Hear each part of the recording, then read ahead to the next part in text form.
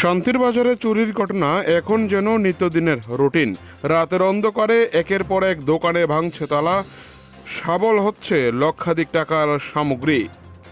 অথচ নীরব দর্শকের ভূমিকায় রয়েছে পুলিশ প্রশাসন। নৈশকালীন টহলদারের নামে পুলিশ শুধু কোনায় কোনায় বসে সময় কাটাচ্ছে, কিন্তু কাজের কাজ কিছুই হচ্ছে না। এমনই বিস্ফোরক অভিযোগ তুলছেন স্থানীয় ব্যবসায়ী থেকে শুরু করে সাধারণ মানুষ। বাজারে সিসি ক্যামেরা থাকা সত্ত্বেও অদরায় থেকে যাচ্ছে চোরের দল।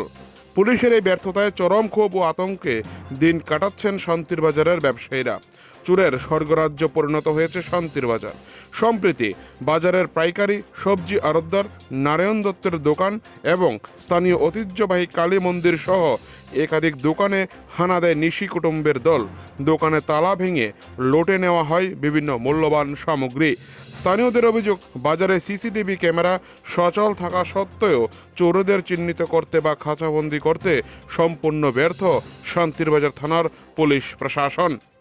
শান্তিরবাজার থেকে নিজস্ব প্রতিনিধির রিপোর্ট, টিভি 100 বাংলা।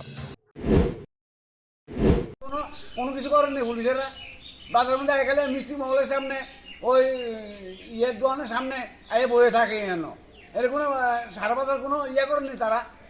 তারা সরকার ডিউটি করে, এটা কি করে তারা? বাজারে কি বাজারে সব কালী মন্দির চুরি হয়ে গেছে, সবজি বাজারে চুরি হয়ে গেছে, এমন কর্মকার দোকানে চুরি হয়ে গেছে।